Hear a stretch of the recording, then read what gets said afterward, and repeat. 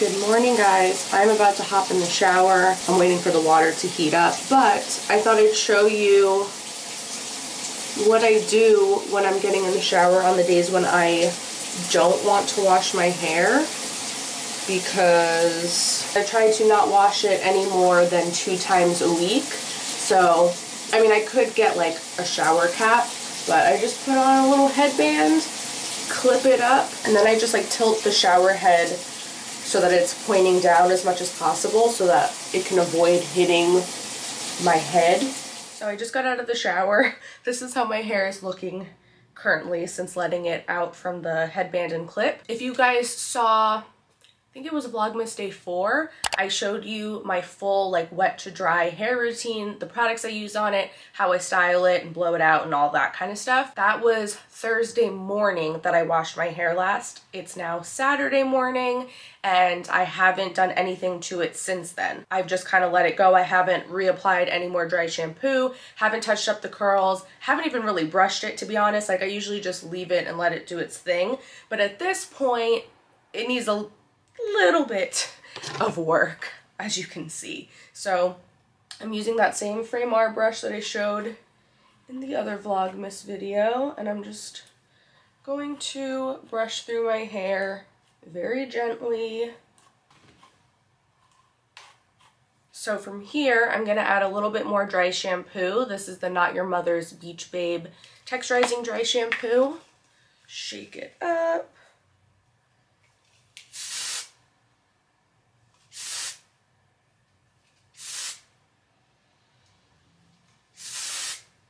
And even though my roots are pretty dark, I find that this one isn't bad as far as like leaving a white cast, as long as you don't apply too much of it. I know that there's like the Batiste dry shampoo for brunettes that has like a dark tint to it. I've used that in the past, but I don't feel like that's necessary, because like I said, I don't have an issue with any white cast with this one anyway. And then I just let it sit for like a minute or so. Just let it like absorb any of the oil that's there. But honestly, like using it on day 1 on clean hair really helps to keep it looking fresh longer. Like, even though now, yeah, it needs to be touched up, but it's really not that bad. So now I'm gonna go through and just rub it in where I sprayed it at the root, just to make sure it's getting like distributed and it's not just like sitting stuck in one spot, and that it's really like absorbing the oil, because that's dry shampoo is just basically like a powder in spray form, and the powder is what sucks up any of like the oil. So now the ends still have a little bit of a wave to them, but they could definitely be touched up a little bit. So I have my Cricut curling iron, same one that I used originally to curl my hair on Thursday. And I just mainly like to go through and touch up the pieces on top and in the front, especially like these pieces in the top layer here got kind of frizzy, probably from the humidity in the shower. And again, if you want more of a breakdown of like what I'm doing here, how I'm doing these curls, go check out that Vlogmas video. I will link it in the description in case you missed it. So then once they're cooled, just run my fingers through it, separate the curls a bit.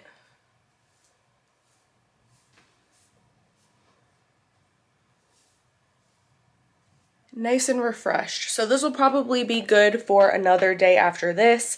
And then after that, I will usually start to wear it in like a ponytail or something for another day or two until I'm ready to wash it again. I'm all dressed. I'm ready to head out. I only have one client at the salon today, and it's just a haircut. So it's another very slow, kind of boring day. And I'm pretty sure she's a new client. So I don't know if we're doing like just a trim or if we're actually cutting a decent amount off, completely changing her look. I don't know. But here's my outfit. I'm wearing this cropped cardigan that I got earlier in the week from Abercrombie. These black mom jeans from American Eagle. This belt is from Zara. My boots are also from Zara.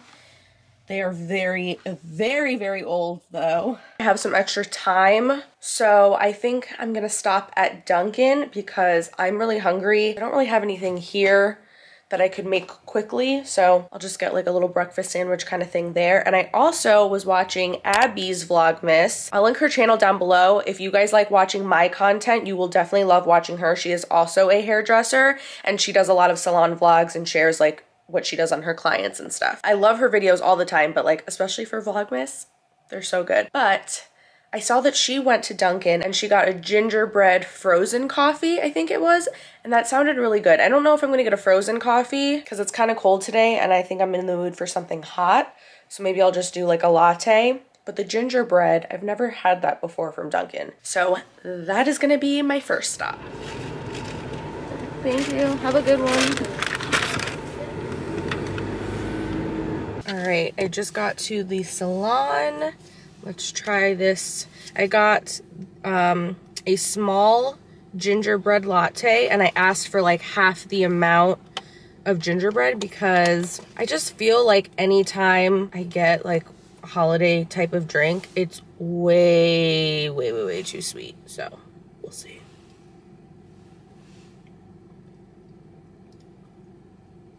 Pretty good.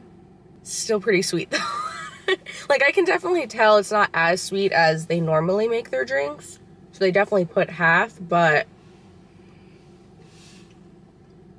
even still it's pretty sweet, but it is really good. And then I got 2 bacon wake up wraps. So I'm gonna eat this. My client should be here in the next 20 minutes. Gonna put my camera to charge because the battery is dying, and I'll see you inside. My client today was so sweet. It was her first time coming in, and I forgot to get a before clip when her hair was dry, so we washed her hair first, and she said she was growing out an undercut kind of situation. She had been like also cutting her hair herself at home, so there was just like a little bit of unevenness, and she wanted to even everything out so that she could start growing it out longer. So I mainly was just cutting hair off from the back so that I could even it out with the front. And any of you hairdressers, if you don't have a stool for when you're doing haircuts, especially shorter cuts like this, you are missing out. So this was her final hair. It's still kind of at a little bit of an awkward length, but at least now it's all evened out and her ends are nice and healthy. Little princess, all comfy in her bed back here. Oh, cute little jacket. What you doing? Looking for a credit card. I must be the stupidest man on fucking planet Earth. Like the most incompetent. I don't know where I put this shit. Like, I had it in my hand, put it in my pocket, gone. Into the ether. Fucking sayonara.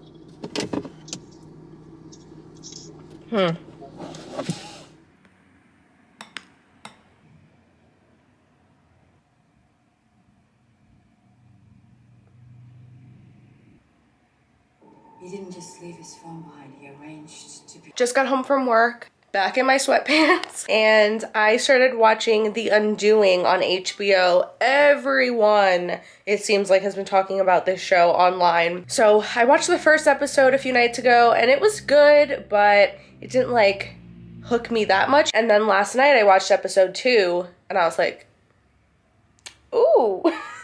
So I've been thinking about it all day, couldn't wait to get done with work so that I could come home and continue watching it. So I'm gonna watch this. My boyfriend is gonna come over soon, and we're just gonna have a nice relaxing Saturday. You guys, I just finished watching, oh my god, what's it called? The Undoing. And I don't want to give anything away and spoil it if you haven't watched it yet and want to, but I don't know.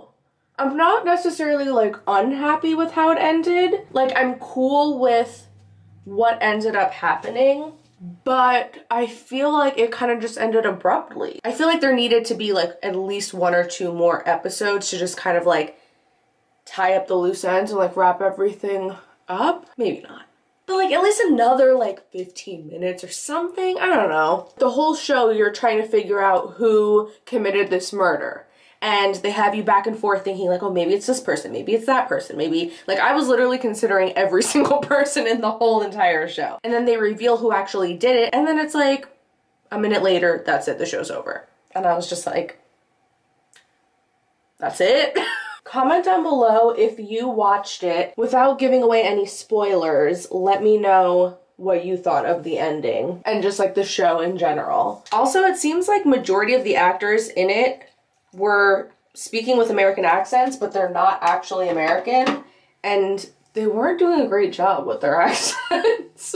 I am like very sensitive to accents, and I feel like 99.9% of the time if I'm watching a movie, I can tell when someone is not actually American if they're doing an American accent, because I can like hear their real accent peek through with certain words. I can't remember specifically what scene it was, but there was one line where like the entire sentence Nicole Kidman was yelling, and it was just straight up in an Australian accent. I was like, so anyway, I just washed my face. I used the Ole Henriksen Balance Oil Control Cleanser and the toner from the same line.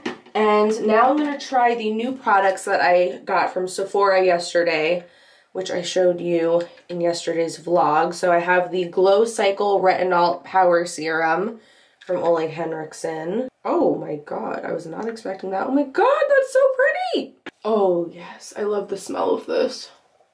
I love the night cream from that same line. I've gone through 2 jars of it now, and I went to go repurchase it yesterday when I got these other products, and it was completely sold out. But this serum smells exactly like that cream, and I love it. But since the night cream from this line was sold out, I got the Invigorating Night Transformation Cream, also from Ole Henriksen. I was hoping this would be kind of similar. It smells like Play-Doh. This is sending me straight to my childhood. It just smells so much like Play-Doh. So, I don't know, this is supposed to help with like fine lines and texture and just the overall like smoothness. So I'll keep you guys posted throughout Vlogmas and let you know how I like it. Now I'm just applying the Tatcha Silky Peony Eye Cream and then the Laneige Lip Sleeping Mask. It's like the best feeling when I have a clean face and all my skincare on. So I'm gonna go make myself a cup of tea, and then we'll sit down and do the questions of the day.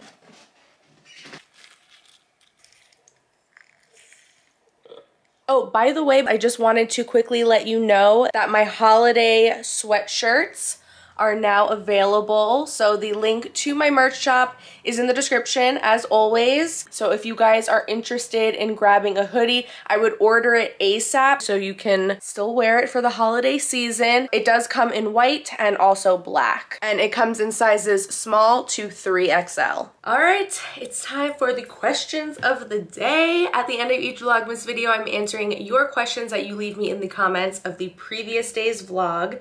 So if you want me to answer your question tomorrow, leave it down below in the comments of this one. So the first question is from Cherry. Is it Cherry or Sherry?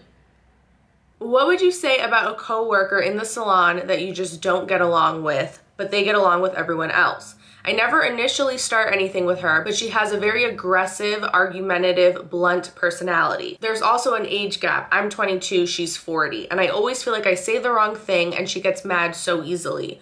What should I do? It really makes me want to quit sometimes. Well, I mean, I feel like you probably shouldn't really do anything. Like, I wouldn't give into it.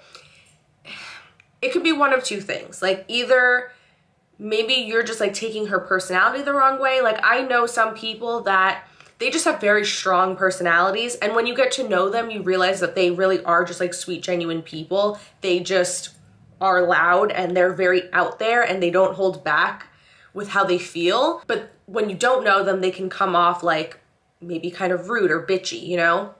So it could be that, or it could be that like maybe your intuition is right and maybe there is just something about you specifically that maybe she doesn't like. Maybe she's intimidated by you. And honestly, especially because of the age difference. I don't want to like automatically assume that and jump to conclusions, but I feel like if you have someone who's like been around for a while and then all of a sudden here comes like this new younger person who's maybe younger, more attractive, like more, I don't know, like maybe there's something about you that she feels like kind of threatened or intimidated by. I mean, that could always be a possibility too. Either way though, I wouldn't let it get to you and I wouldn't let it affect your work. Like if she says something to you that's rude, like just let it roll off your shoulder. Like don't react to it. And just like act unbothered. Keep it professional because at the end of the day, you're at work. This is business. Like you don't want clients to start to catch on to it.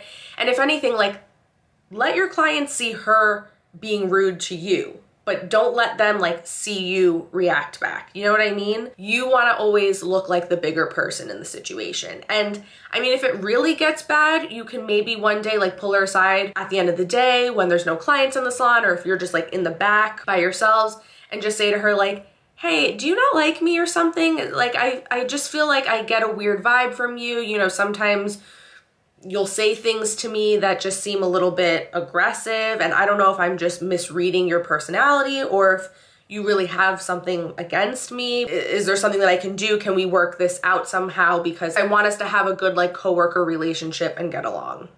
So yeah, that would be my advice. And I'm sorry that it's bothering you so much that it makes you feel like you want to quit, but if you like everything else about that salon, I wouldn't let just this one person force you to leave. You know what I mean? The next question is from Abby. She said, how long did it take for you to reach a full book / a waiting list of clients?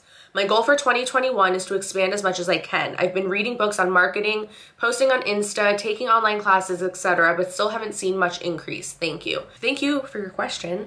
So for me, it took about 9 months, but I feel weird even saying that because there have definitely been times where I'm completely booked out for like at least a month. But then I also have some months where I'm not as booked, you know, like there's ebbs and flows.